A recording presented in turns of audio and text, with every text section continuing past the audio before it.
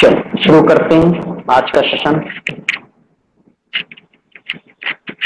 तो हम लोग का जो जर्नी रहेगा रेड हैट में, जिस सिलेबस की हम लोग तैयारी कर रहे हैं वो क्या रहेगा? रेड हैट सिस्टम एडमिनिस्ट्रेशन या Red Hat system administrator, RSCSA। Why RSCSA? हम लोग RSCSA क्यों कर रहे हैं, क्यों पढ़ रहे हैं? ठीक है, तो one of the most sought after certification means, इसका मतलब क्या? साउथ मीन्स क्या होता है? डिमांड। तो ये जो है मार्केट में सबसे ज्यादा डिमांडेबल है, इस समय मार्केट में इसकी डिमांड है, यानी लोग मांग कर रहे हैं कि RSCSA सर्टिफाइड हमको इंजीनियर चाहिए। और अगर आप लिनक्स का सर्टिफिकेशन कर लेते हैं तो आपकी भी डिमांड बढ़ जाएगी। सबसे बड़ी बात है, जैसे कि आपने CCNA में देखा था कि CCNA सिस्को का अपना एक कोर्स है और उसके अपने सर्टिफिकेशन होते हैं, जैसे CCNA, CCNP, CCIE। उसी तरीके से जो है रेड हैट भी अपने जो है इंटरनेशनल सर्टिफिकेशन कोर्स कराता है। और सबसे बड़ी बात यह है कि इसका कोई भी ऑब्जेक्टिव टाइप के पेपर्स नहीं आते हैं। ये क्या होता है? परफॉर्मेंस बेस्ड एग्जाम होता है। कौन सा बेस पे? परफॉर्मेंस। 100% प्रैक्टिकली। प्रैक्टिकली मतलब आपको 10 से 15 असाइनमेंट मिलेंगे, वो असाइनमेंट आपको करके दिखाने हैं। जैसे एग्जाम्पल के तौर पे आपको एक सिनेरियो दे दिया गया कि जो है मुझे जो है ये यूजर बनाना है, ये ग्रुप बनाने, इन यूजर को इस ग्रुप में डालना है और उनको ये परमिशन अलॉट करनी है, तो आपको वो चीजें करके दिखानी है। ठीक है, वो सिनेरियो बेस्ड क्वेश्चन आपको देंगे और वो सिनेरियो आपको 100% लैब एक्टिविटी के साथ करके दिखानी है। और ऑलवेज चेंजिंग, मतलब ये नहीं कि आपने सर्टिफिकेशन कर लिया और बैठ गए। आपको अपनी सर्टिफिकेशन के साथ साथ अपने आप में चेंजेस करते रहना है। जैसे आपने RSCSA कर लिया, उसके बाद RSCE करिए, फिर उसके बाद RSCSS करिए। ठीक है, अपने अपने अपग्रेड आते जाइए जिससे आप अच्छे सैलरी पैकेज तक जा सके। ठीक है, अबाउट द एग्जाम, एग्जाम के बारे में अगर हम थोड़ा सा देखें तो हमारा जो एग्जाम का कोड है ES200, ये एग्जाम कोड नंबर है। ठीक है, consist of hands on assignment, उसमें आपके 10 से 15 क्वेश्चन हो सकते हैं, असाइनमेंट्स हो सकते हैं। पासिंग स्कोर कितना है? 300 में से आपको 210 पासिंग स्कोर लाना है। ठीक है, अलॉटेड टाइम कितना है? 2.5 आवर्स। आपको जो है 2.5 घंटे में ये पूरा पेपर सॉल्व करना है। और एग्जाम की कॉस्ट अगर हम देखें तो $400, यानी $400 इसका कॉस्ट आता है एग्जाम का। और वैलिडिटी, अगर आपने एक बार सर्टिफिकेशन क्लियर कर लिया तो सर्टिफिकेशन की वैलिडिटी कितनी रहेगी? 3 ईयर, 3 साल तक वैलिड रहेगा। अब आप कहेंगे 3 साल बाद क्या होगा? तो हम सर्टिफिकेट करके बैठे थोड़ी रहेंगे, जॉब करेंगे, उसके बाद जो है हम अपने आप को अपग्रेड करेंगे। तो RSCSA के बाद RSCE करेंगे, RSCSS करेंगे, अपने आप को अपग्रेड करते रहेंगे, तो फिर इस सर्टिफिकेट की वैल्यू नहीं रहेगी। ठीक है, आपने RSCE कर लिया तो अब RSCE का डिमांड है, फिर RSCSS कर लिया तो अब RSCSS हो गया, इनकी डिमांड खत्म। ठीक है, तो दो मीन्स इस पूरे कोर्स में हम लोग क्या क्या करके देखेंगे। ठीक है, तो understanding and use of essential tools, Linux के हम लोग जो है एसेंशियल टूल्स उनके बारे में जानकारी लेंगे, कैसे यूज करना है वो सब सीखेंगे। ऑपरेट रनिंग सिस्टम, कैसे ऑपरेट किया जाता है, आपको चलता हुआ सिस्टम दे दिया जाए तो आप कैसे उसको ऑपरेट करेंगे। कॉन्फ़िगर लोकल स्टोरेज, आपको लोकल स्टोरेज कैसे कॉन्फ़िगर करना है ये सब सिखाया जाएगा। Create and configure file systems, ठीक है, कैसे हम फाइल सिस्टम क्रिएट करेंगे, फिर उसको कैसे कॉन्फ़िगर करेंगे, ये मैनुअली आपको जो है लैब एक्टिविटी के थ्रू करके दिखाया जाएगा। Deploy and configure and maintain systems, कैसे हम सिस्टम्स में जो है कोई सॉफ्टवेयर है डिप्लॉय करना, कॉन्फ़िगर करना, फिर उसको मेंटेन करके रखना। ठीक है, मैनेज यूजर्स एंड ग्रुप सबसे इंपॉर्टेंट है, तो हमको कैसे ग्रुप्स को मैनेज करना है, यूजर्स को कैसे मैनेज करना है, यूजर पॉलिसीज कैसे मैनेज करनी है, ये सब चीजें देखेंगे। मैनेज सिक्योरिटीज को कैसे मैनेज करना है, लिनक्स हो गया, फायरवॉल हो गया, ये सब चीजें हम देखेंगे। ठीक है, तो थोड़ा सा हिस्ट्री देख लेते हैं। तो यहाँ पर देखें कि जो है आप देख रहे हैं हिस्ट्री में, तो कहाँ से लिनक्स की शुरुआत हुई तो originated as a research project at AT&T Bell Labs in 1969 by Ken Thompson and Dennis Ritchie द्वारा जो है एक प्रोजेक्ट पे काम कर रहे थे ये लोग। तो ये क्या कर रहे थे, किस प्रोजेक्ट पे लगे हुए थे कि जो है डिफरेंट डिफरेंट वर्जन मतलब हार्डवेयर प्लेटफॉर्म पे जो है ये, जैसे सन स्पार्क हो गया, पावर पीसी होगा, मोटोरोला हो गया, एचपी हो गया, रिच प्रोसेसर हो गए, इन पे जो है डिफरेंट डिफरेंट प्लेटफॉर्म पे जो है ओएस रन कर सके, उस पे ये रिसर्च कर रहे थे। ठीक है, तो उसी समय 1991 में लिनेश टोरवाल जो कि जो है क्या थे, एक स्टूडेंट थे यूनिवर्सिटी ऑफ हेलसिंकी में।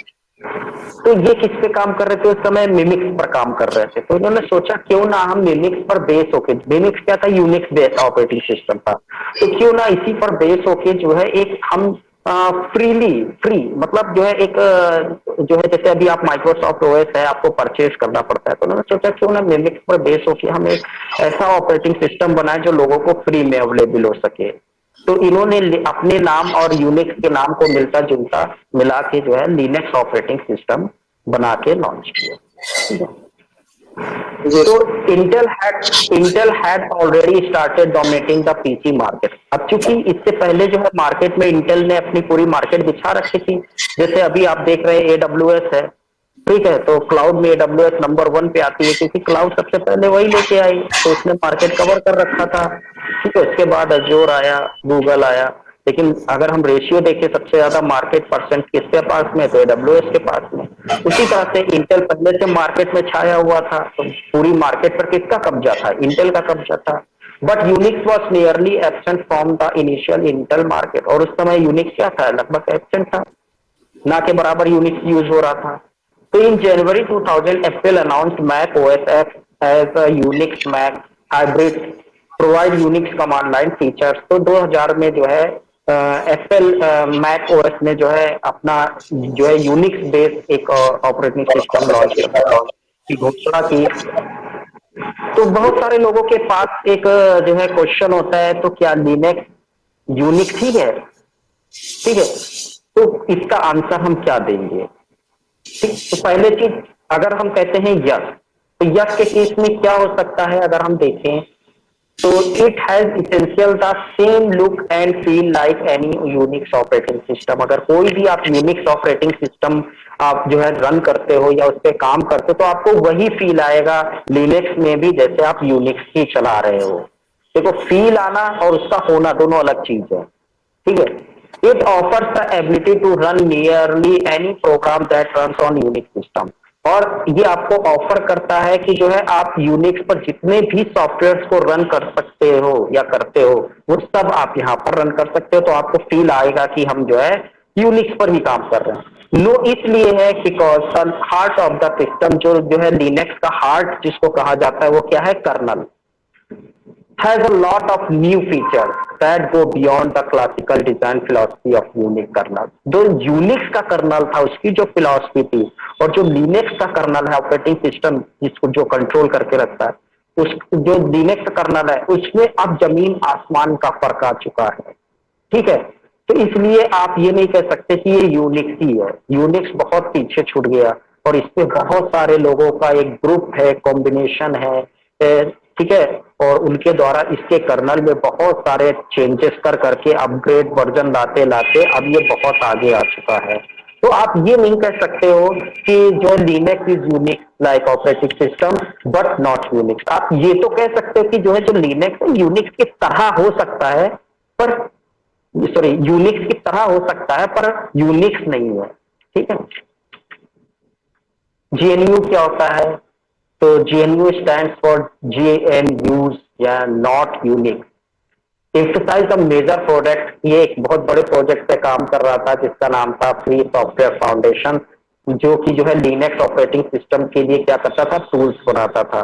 ठीक है, सॉफ्टवेयर डेवलपमेंट करता था, और इसकी स्थापना किसने की थी, रिचर्ड स्टैलमैन ने की थी, जो लोगों को इंकरेज करता था development and use of freely redistributed code. Freely means the freedom of redistribution your code. आप अपने कोड्स को अपने अकॉर्डिंग मॉडिफाई कर सकते हो कोड्स को। जैसे मैंने कोई सॉफ्टवेयर डेवलपमेंट किया, अब उसका कोड अवेलेबल है वहां पे। अब आपको आता है यूनिक्स पर थोड़ा सा काम आता है तो आपने उसमें क्या किया, मॉडिफिकेशन करके आपने अपने अकॉर्डिंग उसमें चेंजेस कर लिए। ठीक है, तो ये रीडिस्ट्रीब्यूशन कोड है। और जो है फ्रीली का मतलब ये नहीं है कि ये एकदम फाइनेंशियली एकदम फ्री है। ठीक है, तो जीएनयू पब्लिक लाइसेंस जो होता है ये टर्म्स एंड कंडीशन डिफाइन करता है रिडिस्ट्रीब्यूशन कोड पे, लिनक्स कर्नल पे, कि जो है other tools that make it usable forming a Linux distribution. तो फ्लेवर्स की बात कर लेते हैं। फ्लेवर कौन कौन से हैं? फ्लेवर यूनिक्स और लिनक्स के। तो यूनिक्स पर ही बेस होके जो है, शुरुआत तो यूनिक्स से ही हुई थी, तो यूनिक्स पर बेस होके आपका लिनक्स आया, एसपी ने यूएक्स निकाला, आईबीएम ने आईएक्स निकाला, जो है मैक ने जो है मैक ओएस निकाला, ओरेकल वालों ने सोलारिस निकाला। ठीक है, फिर लिनक्स में आपके कितने हो गए, दो डिस्ट्रीब्यूशन अलग हो गए, एक फेडोरा बेस, एक डेबियन बेस। फिर डेबियन बेस में आपका उबंटू आ जाता है, काली लिनक्स आ जाता है, फेडोरा में आपका रेड हैट सेट है, तो फेडोरा ये सब आपके आ जाते हैं। ठीक है, फीचर्स ऑफ लिनक्स की बात करें अगर, तो हाईली सिक्योर की, यानी बहुत ज्यादा सिक्योर है, और वायरस फ्री है। Virus free in the sense क्या है कि वायरस क्या इस पे काम नहीं कर पाएगा? तो वायरस ऐसा नहीं है। अभी विंडोज में अगर कोई वायरस आ जाता है, तो विंडोज ऑपरेटिंग सिस्टम में, तो क्या होता है, पूरा सिस्टम स्लो होते होते होते एक दिन बैठ जाता है। ठीक है, लेकिन तो जो है लिनक्स में ऐसा नहीं है। लिनक्स में क्या होता है, सब अपने अलग अलग जो है आप कहेंगे एरियाज हैं, जैसे डिपार्टमेंट समझ लो। जैसे आप हो, आप किसी कंपनी में काम कर रहे हो, तो आपका एक केबिन होगा, और आप अपनी केबिन में ही चेंज कर सकते हो, और कहीं नहीं चेंज है। जैसे आप बैठे हो अपने केबिन में, मैं अपने केबिन में बैठा हूं, तो मैं अपने केबिन को अपने अकॉर्डिंग सेट करूंगा ना, आप अपने केबिन को अपने अकॉर्डिंग सेट करोगे, मेरे केबिन को आप थोड़ी सेट कर पाओगे। ठीक है, तो उसी तरह से मान लीजिए मैंने कोई पेन ड्राइव लगाई, तो सॉरी, तो जो है लिनक्स में भी क्या होता है, जब भी कोई यूजर क्रिएट होता है, तो उसको समझो एक होम डायरेक्टरी अलॉट हो जाती है। होम डायरेक्टरी को आप ऐसे समझो इसका केबिन है। ठीक है, तो वो जो है यूजर अपनी ही होम डायरेक्टरी में वर्क कर सकता है, अपनी होम डायरेक्टरी से बाहर बिना परमिशन के वो वर्क नहीं कर सकता है। ठीक है, तो विंडोज में क्या होता है, आप कहीं भी कुछ भी कर सकते हो, सी में रखो, डी में रखो, ई में फाइल बनाओ, जितनी ड्राइव है आप कहीं भी काम कर सकते हो, पर लिनक्स में ऐसा नहीं है। अब मान लीजिए मैंने कोई पेन ड्राइव लगाई, इसमें वायरस था जो लिनक्स ऑपरेटिंग सिस्टम को नुकसान पहुंचा सकता था, तो वो मैंने लगाई, तो वो मेरे ही केबिन में तो रहेगा, मेरी होम डायरेक्टरी में तो रहेगा, तो अगर कोई नुकसान पहुंचाएगा तो मेरी होम डायरेक्टरी की फाइलों को नुकसान पहुंचाएगा, अगर फाइलों को नुकसान नहीं पहुंचा पाएगा। हाईली स्टेबल है, एज ऑफ मेंटेनेंस है, हार्डवेयर इंडिपेंडेंट है, फ्रीली अवेलेबल है कि कोई आपको चार्ज नहीं देना है उसका, डिस्ट्रीब्यूटेड ओएस है, सपोर्ट ऑल फाइल सिस्टम, सबसे बड़ी बात है सभी फाइल सिस्टम को ये सपोर्ट करता है। मल्टी यूजर मल्टीटास्किंग ओएस है, आजकल सभी को मल्टी यूजर मल्टीटास्किंग ओएस चाहिए, मतलब कई लोग एक साथ लॉग इन कर सके और कई वर्क एक साथ कर सके, तो वो भी आपको लिनक्स मिलता है। ओपन सोर्स है, एज ऑफ यूज है, कस्टमाइजेशन है, एजुकेशन है, सपोर्ट सिस्टम है एक रेड हैट वालों की तरफ से, और बेटर प्रोसेस हैंडलिंग है, यानी जो आपको चाहिए वो सारी चीजें यहाँ पर मिलती हैं। अच्छा चलो ठीक है, इतनी सारी चीजें हैं, अब मैं इसको करने जा रहा हूँ, कोर्स को पढ़ने जा रहा हूँ, इसको पढ़ने के बाद मैं कहाँ कहाँ जॉब के लिए अप्लाई कर सकता हूँ, यानी इसका एज क्या है, इसका यूज कहाँ कहाँ होता है, ये भी तुमको पता चले। ठीक है, तो देखते हैं इसका यूज कहाँ कहाँ होता है। तो लिनक्स कहाँ कहाँ यूज होता है, आपके जो सुपर कंप्यूटर्स हैं वहां पर यूज होता है, सर्वर है, क्लाउड कंप्यूटिंग जो आपकी है वो लिनक्स पर है, आपका जो लार्ज है हार्डवेयर कॉरिडोर है वहां पर लिनक्स ही यूज होता है, नासा में लिनक्स है, स्पेस रोबोट्स में तो लिनक्स है, गेम कंसोल आपके जितने आते हैं सब लिनक्स पर बेस होता है, स्मार्ट टीवी, यूएस डिफेंस आपका पूरा लिनक्स पर है, न्यूक्लियर सबमरीन है, स्पेस स्टेशन, स्मार्ट वॉचेस।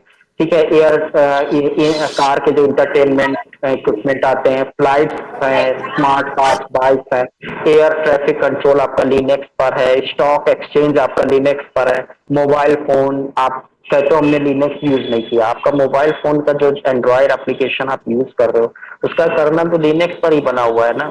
ठीक है, तो लैपटॉप डेस्कटॉप ये चीज में तो यूज होता है, तो यानी आप देखेंगे तो हर जगह लिनक्स यूज हो रहा है। ठीक है, तो यानी आपको इसको बड़े ध्यान से पूरा कोर्स जो है बिना एब्सेंट किए हुए रेगुलर इसकी प्रैक्टिस करनी है और सीखना है। जी कर्नल सर। क्या होता है? अगर हमने कहा कि जो है लिनक्स का जो हार्ट है, जैसे हम लोग का जो है कहेंगे हार्ट दिल है, जब तक दिल धड़क रहा है हम लोग जिंदा है। तो उसी तरह से जो लिनक्स का जो हार्ट है, जिसके बेस पर वो Linux hardware. Operating system run करता है, वो क्या है? Linux kernel. हार्डवेयर नहीं, लिनक्स कर्नल। ठीक है। अब जैसे आपके सिस्टम में हार्डवेयर लगे हुए हैं, अब मुझे हार्डवेयर लैंग्वेज तो आती नहीं है, तो नहीं। हार्डवेयर से कम्युनिकेट हमको कौन कराएगा? कर्नल कराता है। कर्नल। ठीक है। तो हमारा जो ऑपरेटिंग सिस्टम है लिनक्स, इसको 3 पार्ट में डिवाइड किया गया है। पहला पार्ट क्या है? शेल। दूसरा कर्नल। तीसरा हार्ड टूल्स कह सकते हैं। तो the operating system is broken into 3 pieces: the kernel, the shell and built in utility. ठीक है। The kernel is the responsible for low level hardware communication. Kernel जो है कि क्या कम्युनिकेट करता है? हार्डवेयर से लो लेवल कम्युनिकेशन करता है। The shell provide human user, और शेल क्या है? ह्यूमन यूजर जो हम लोग होते हैं वो किससे इंटरेक्ट होंगे? शेल से इंटरेक्ट होंगे। और जो है बिल्ट इन यूटिलिटी के जरिए शेल कर्नल से वो सारा काम कराता है। ठीक है। तो यूनिक्स लिनक्स शेल की अगर हम बात करें तो ये पावरफुल इंटरफेस होता है ऑपरेटिंग सिस्टम का। यू कैन मैनिपुलेट, जहां से आप अपने डेटा को मैनिपुलेट कर सकते हो। कोई चीज बनानी है, कोई चीज एडिट करनी है, कोई चीज मूव इधर से उधर मूव करना है, डिलीट करना है, तो आप किसका यूज करोगे? शेल का यूज करते हो। ठीक है। सेवरल एप्लीकेशंस को रन करने के लिए आप इसको ऐसे समझ सकते हो जैसे कि विंडोज में आपका कमांड प्रॉम्प्ट देखा है ना सभी ने, कमांड प्रॉम्प्ट।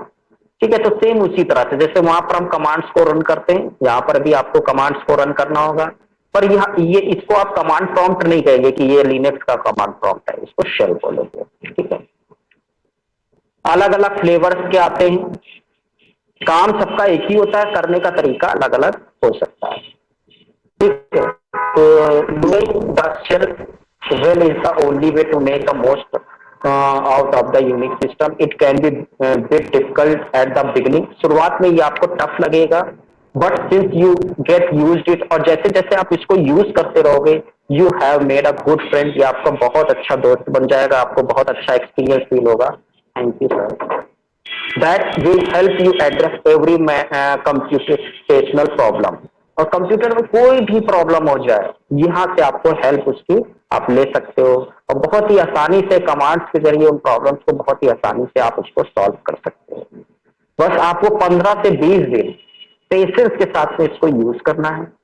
जैसे कहा जाए आप वैसे प्रैक्टिस करिए, आप खुद फील करेंगे कि 25वें दिन से आपको इसमें आनंद आना शुरू हो जाएगा, और ये आपका एक बहुत बड़ा फ्रेंड बन जाएगा। जब तक ये कमांड आप नहीं चला लेते हैं, आपको जो है चैन नहीं आएगा, लगेगा जैसे कुछ मिस हो गया है।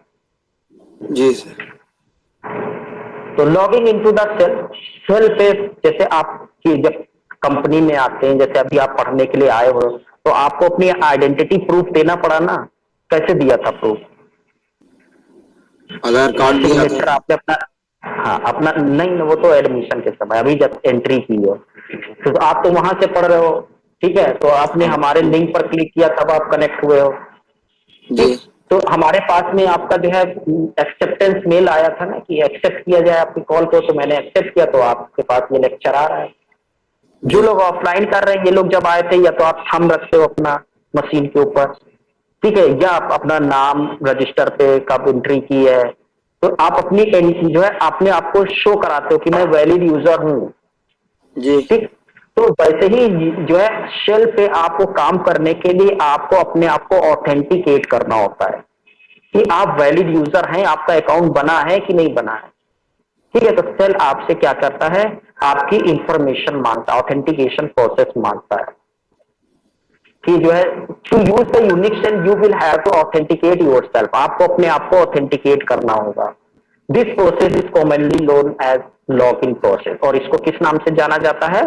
लॉग इन प्रोसेस के नाम से जाना जाता है। इट इन्वॉल्व्स 2 स्टेप, इसमें 2 स्टेप होते हैं: known your user name and password.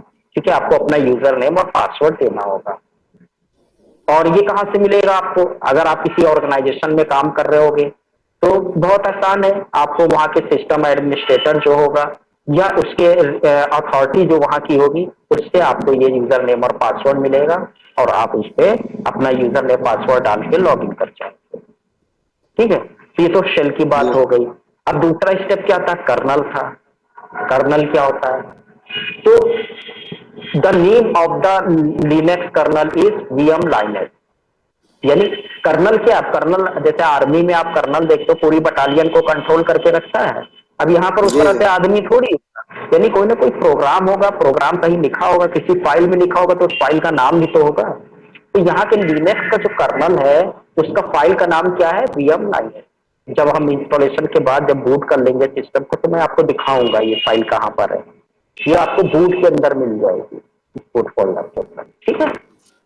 File का नाम क्या होता है, वीएम लेन। कर्नल की फाइल का नाम क्या है, VM dash line. Between machine hardware and shell, ये क्या है, एक मीडिएटर का काम करता है, जो शेल और मशीन दोनों के बीच में काम करता है। आपने शेल को कमांड दिया, कमांड के जरिए कर्नल को बताया सेल पे, कर्नल ने सुना और फिर हार्डवेयर से वो काम कराता है।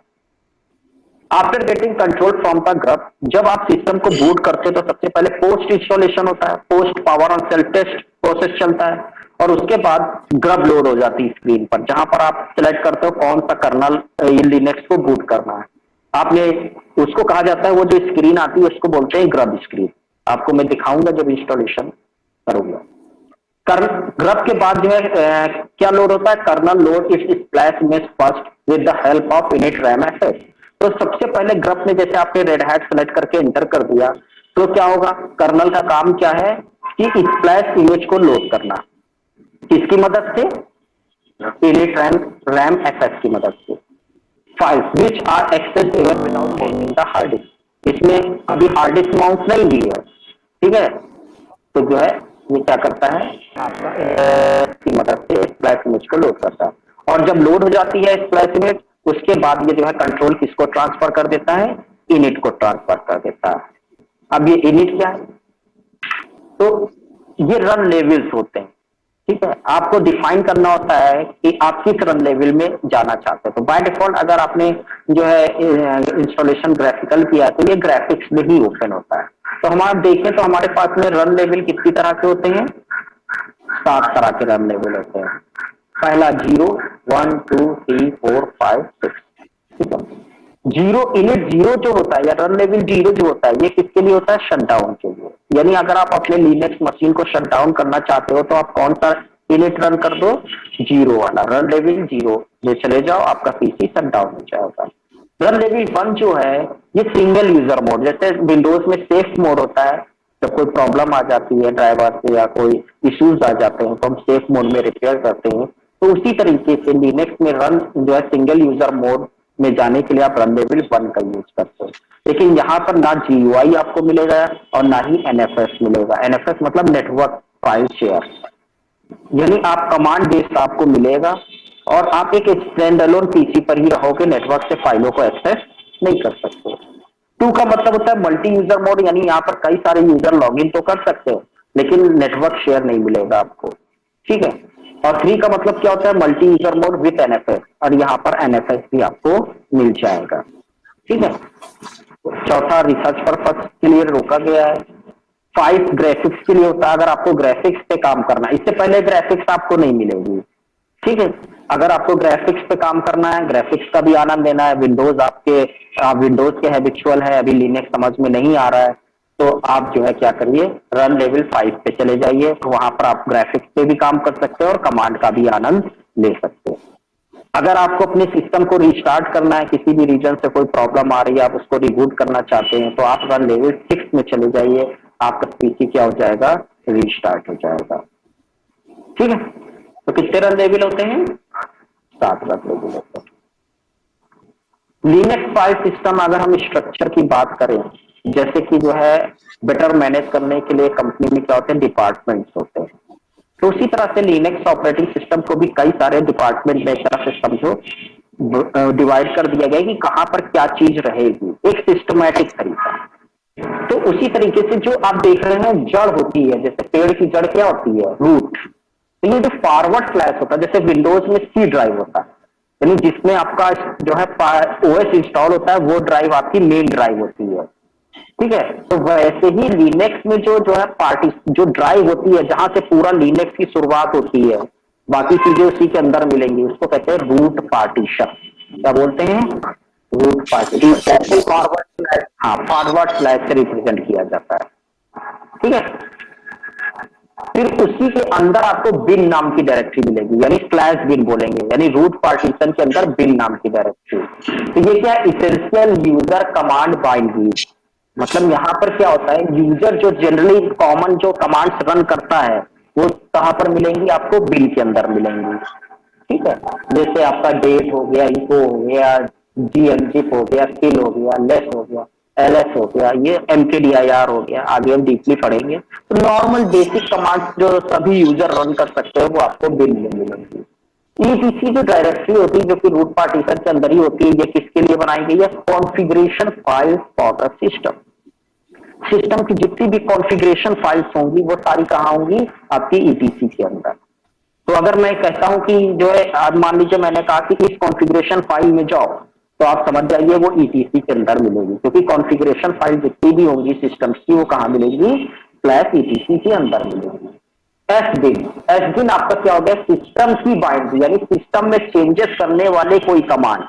एक होता है जैसे हमने एमकेडीआईआर टच से हमने कोई फाइल बनाई तो वो मेरी होम डायरेक्टरी में बन रही है, तो ये बिन में मिलेगा, ठीक है। लेकिन सिस्टम में चेंजेस करने वाली कमांड, जैसे हम कोई पार्टीशन बनाना चाहते हैं, ठीक है, तो ये सिस्टम में चेंजेस हो रहे हैं ना, एक नया पार्टीशन बन रहा है, तो वो वाली कमांड्स कहां पर मिलेंगी, एस बिन के अंदर मिलेंगी। तो इसको यूज कर पाएगा, नॉर्मल यूजर इसको एक्सेस नहीं कर पाएगा।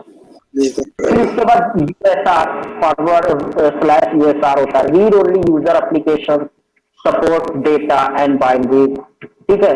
तो यहाँ पर आपको मिल जाएंगी यूजर कमांड, वैर के अंदर वेरिएबल डेटा फाइल्स। अब इसके अंदर आ सकती है वेरिएबल जो रनिंग सिस्टम में जिनमें चेंजेस हो रहे हैं, जैसे आप जो भी काम करते हैं उसका लॉग फाइल्स बनता रहता है, जितने लॉग्स हैं सब कहाँ जाएंगे, वायर के अंदर जाएंगे। मेल आ रही है, ठीक है, अब चल रहा है, मेल हो सकता है 10 आ जाए, 100 आ जाए वर्किंग टाइम में, तो वो जितनी भी आपका मेल का जो है स्कूल होगा, एरिया होगा, वो कहाँ पर होगा, मेल बॉक्स होगा, वो आपका वायर के अंदर ही होगा, ठीक है। जैसे ये देखिए वायर लॉग दिया हुआ है, वायर स्कूल दिया हुआ है, ठीक है, मेल स्कूल का जो है आपका वायर के अंदर है, इस तरह से। इसके बाद फ्लैश डेव, डेव का मतलब जितनी भी डिवाइसेस होंगी, हार्ड डिस्क हो गया, डीवीडी ड्राइव हो गया, पेन ड्राइव हो गया, वो सब कहाँ आपको दिखेंगी, फ्लैश डेव, ठीक है। उसके बाद होम डायरेक्टरी, जितने भी यूजर्स आप लिनक्स में बनाओगे तो उनकी पहले होम डायरेक्टरी भी बनेगी, तो उनकी होम डायरेक्टरी कहाँ बनती है, फ्लैश होम के अंदर, ठीक है। लाइब्रेरी फाइल्स, कर्नल मॉड्यूल, यानी जितने भी मॉड्यूल्स, मतलब आप समझिए ड्राइवर, जैसे हम विंडोज में ड्राइवर बोलते हैं, आप मॉड्यूल्स बोलते हैं, तो वो सब कहाँ मिलेंगे, आपको लिब के अंदर मिलेंगे, ठीक है। इसके बाद आप mount files for temporary file system, तो टेम्परेरी माउंट करना है तो आप एमएनटी का यूज कर सकते हो, या लिनक्स कर्नल एमएनटी का यूज करता है। ऑप्शनल सॉफ्टवेयर एप्लीकेशन आप यहाँ पर लोड कर सकते हो, रन कर सकते हो। प्रॉप, यानी जो लिनक्स होता है बूट करने के बाद सारी इंफॉर्मेशन कहाँ पर रखता है, जो प्रोसेसेस से रिलेटेड है, सिस्टम से रिलेटेड जितनी भी इंफॉर्मेशन है वो प्रॉप के अंदर रखता है। जैसे आपको पता करना है कि सीपीयू कौन सा लगा हुआ है, रैम कितनी लगी हुई है, ठीक है, ये सब क्योंकि कर्नल को पता है, और कर्नल ने कहाँ रखा होगा, प्रॉप डायरेक्टरी के अंदर रखा होगा, तो वहां से जाके आप पता कर सकते हो। जैसे स्लैश प्रॉप सीपीयू इनको कमांड चला दो, टाइप करके आपको पता चल जाएगा। और ये देखो स्लैश रूट ये भी है और रूट पार्टीशन ये भी है, ये रूट पार्टीशन है और ये रूट यूजर की होम डायरेक्टरी है, ठीक है। नॉर्मल यूजर्स की होम डायरेक्टरी कहाँ बनेगी, फ्लैश होम के अंदर, और ये जो क्या है, ये रूट, ये फ्लैश रूट क्या है, रूट की होम डायरेक्टरी। जैसे अभी आप यहाँ पर आते हो तो जो इस सेंटर के बॉस है उनका केबिन अलग है, हम लोग इधर बैठ के बात कर सकते हैं, क्लासरूम में बैठे हुए, तो हम एज अ स्टैंडर्ड यूजर की तरह है, हमारी होम डायरेक्टरी कहाँ है, फ्लैश होम के अंदर, लेकिन जो सुपर यूजर है उसकी होम डायरेक्टरी कहाँ है, फ्लैश रूट, ठीक है। तो ये जानकारी आपको सारी कल रटी होनी चाहिए। तो हम सारा काम कहाँ पर करते हैं, टर्मिनल पे करते हैं, शेल, जिसको आप शेल बोलते हो, तो शेल आपको किस रूप में मिलता है, यहाँ पर टर्मिनल के रूप में। तो टर्मिनल को कैसे एक्सेस करोगे, ग्राफिकल है, तो आप ऊपर देखोगे रेड हैट ये जो है एक आइकन बना होगा, उस पर क्लिक करोगे तो नीचे एक स्लाइड बार खुल के आ जाएगा, उसमें आपको टर्मिनल का ऑप्शन दिख जाएगा, उस पर क्लिक करोगे टर्मिनल ओपन हो जाएगा। तो ग्रेफिकली तो आप वहां से ओपन कर सकते हो, या तो जो है वर्जन है जिन पर डेस्कटॉप पे आप राइट क्लिक करोगे वहां पर ओपन टर्मिनल का ऑप्शन मिल जाएगा। शॉर्टकट क्या है, ऑल्ट कंट्रोल टी कर सकते हो, और क्लोज करना है तो कंट्रोल डी कर सकते हो। अभी क्या होता है, सर्वर को हम डायरेक्टली बैठ के कॉन्फ़िगर नहीं करते, सर्वर को हम कभी भी सर्वर रूम में जाके एक्सेस नहीं करते, हम अपने केबिन से बैठ के रिमोटली एक्सेस करते हैं। तो किसी भी मशीन को रिमोटली एक्सेस करना है तो दो चीज पता होना चाहिए, पहला उसका आईपी और दूसरा यूजर नेम पासवर्ड। ठीक है, तो आईपी कैसे देखेंगे, तो आईपी देखने के लिए आपके पास में 3 कमांड है। इस कॉन्फिग से का आईपी देख सकते हो, आईपी कॉन्फिग स्पेस -a से देख सकते हो, और आईपी ए कमांड से देख सकते हो। अब आईपी आपको पता चल गई, अब आपको कनेक्ट करना है। तो कनेक्ट करने के 2 तरीके हैं। क्लाइंट साइड पे आपको लैपटॉप पे विंडोज ही ऑपरेटिंग सिस्टम मिलेगा, जैसे विंडो 11, विंडो 10। तो आप कमांड प्रॉम्प्ट वहां पर ओपन करो और वहां से कनेक्ट हो जाओ, एक तरीका ये है।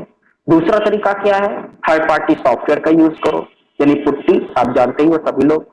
तो पुट्टी का भी यूज करके आप जो है लिनक्स के सर्वर से कनेक्ट या लिनक्स की मशीन से कनेक्ट हो सकते हो। वो आपसे आईपी मांगेगा, आईपी दीजिए, फिर यूजर नेम पासवर्ड मांगेगा, यूजर नेम पासवर्ड दीजिए, कनेक्ट हो जाए।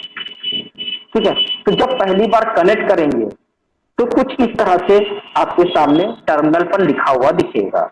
अब यहां से आपको क्या क्या इंफॉर्मेशन दिखती है, जैसे मैं आपसे पूछता हूं, आपने कहा सर ये नहीं हो रहा है, तो मैंने पूछा आप किस यूजर से लॉगिन हो, तो आप कहां से देख के बताओगे।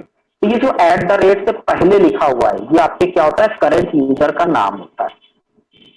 क्या होता है, करंट यूजर नेम होता है। तो आपको इधर उधर नहीं देखना है, आपको कहां देखना है, टर्मिनल में @ से इधर वाला देखना है। ठीक है, उसके बाद अगर मैंने कहा कि जो है यूजर का, आपने कहा सर मैं स्टूडेंट यूजर से लॉगिन हूं, तो मैंने कहा कि जो है आप किस मशीन पे बैठे हो, आप अपनी होस्ट नेम बताओ मशीन का। तो मशीन का होस्ट नेम कहां दिखेगा, @ के बाद पहले यूजर का नाम, फिर @ फिर मशीन का नेम दिखेगा। अब वो कुछ भी हो सकता है। ठीक है, तो @ आप लोकल होस्ट यहां पर है, इस केस में क्या दिख रहा है, लोकल होस्ट। अब आपने कहा सर ये कमांड नहीं चल रहा है, तो मैंने कहा आप कहां पर बैठे हुए हो, करंट वर्किंग डायरेक्टरी आपकी क्या है, तो लोकल होस्ट के बाद यानी होस्ट नेम के बाद जो चीज शो हो रही होगी वो आपकी करंट वर्किंग डायरेक्टरी को शो कर रहा होगा, यानी यहाँ पे टिल्ड बन के आ रहा है, तो इसका मतलब आप जिस यूजर से लॉगिन हो आप उस यूजर की होम डायरेक्टरी में हो। जैसे मैंने अभी बताया कि जब भी यूजर बनेगा तो उसको क्या होती है, एक होम डायरेक्टरी अलॉट होती है। ठीक है, तो यहाँ पर टिल्ड, और अगर कहीं और किसी फोल्डर के अंदर हो गए तो यहाँ पर फोल्डर का नाम लिख के आएगा। ठीक है, और फिर ये डॉलर सिंबल ये बताता है कि आप स्टैंडर्ड यूजर से लॉगिन हो, यानी आप राम हो, रहीम हो, अरुण हो, मयंक हो, इस तरह से नॉर्मल यूजर से लॉगिन हो। और जो है अगर यहाँ पर हैश सिंबल बन के आ रहा होगा तो इसका मतलब आप रूट से लॉगिन हो। ठीक है, तो ये पहचान होती है कि आप किससे लॉगिन हो, और उसी हिसाब से आप कमांड्स को भी रन कर सकते हो। शट डाउन करना है अपने सिस्टम को तो init 0 कमांड होता है, रीस्टार्ट करना है तो init 6 कमांड होता है, या systemctl reboot कमांड होता है, या शटडाउन स्पेस -r कमांड भी दे सकते हो, जो है आप अपने सिस्टम को रीस्टार्ट करने के लिए। ठीक है,